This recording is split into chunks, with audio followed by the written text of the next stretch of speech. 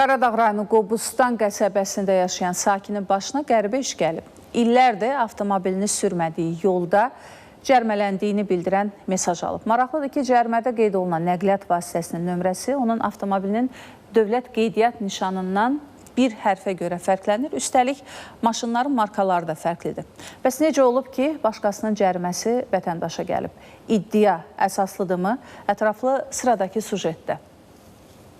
Sübhan İsayevə doğum günündə sürpriz mesaj gəlib. Təbrik gözləyərkən aldığı cərimə SMS-i onu məyus edib. Ad günündə bir gördüm cərimə gəldi ki, sizə Babək prospektinə cərimə gəlib. Elə maşımı da texnomotoru bitmişdi, 20 gün müddət verirlər də belə. Məsələn, getdi texnomotor eləməyə yaxınlaşan, dedilər ki, bu cərimə silinməlidir. Yəni ödəməsi ondan sonra texnomotordan keçir. Mən də cəriməyə baxanda heç fikir vermirəm. Görürəm ki, bu mənim maşınım deyil. Bu başqadır. Məndən maşının nömrəsi 77 DC 678. Ancaq mənə gələn Toyota'dır 77 DC 678.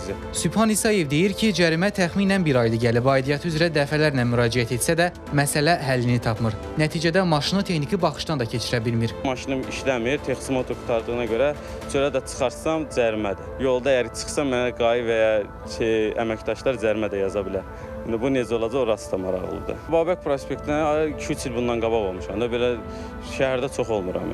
Əsasən Qobustan qəsəbəsində oluram. Bəs necə olub ki, başqa şəxsə məxsus nəqliyyat vasitəsinin cəriməsi Sübhan İsayevin adına gəlib? Elə bu sualla Baş Dövlət Yol Polis İdarəsinə müraciət etdik. Aparılmış araşdırma zamanı məlum olmuşdu ki, konkret bir nəqliyyat vasitəsinə dair sistem tərəfindən qeydə alınmış qayda pozuntusu texniki xətadan qaynaqlanır. Bu hal operativ şəkildə araşdırılıb, texniki səhv aradan qaldırılıb və hüquqi əsaslar üzrə ləğv olunub. Elə çox keçmədi ki, Sübhan İsayev də artıq adına yanlışlıqla gələn cərimənin silindiyi barədə qaynar xəttimizə səs yazısı göndərdi. ATV xəbərə müraciət edəndən sonra indi SMS radara baxıram, cəriməmi siliblər. Çox sağ olun. Sənan Bəhrəmli, Yalçın Əmirzadə, ATV xəbər.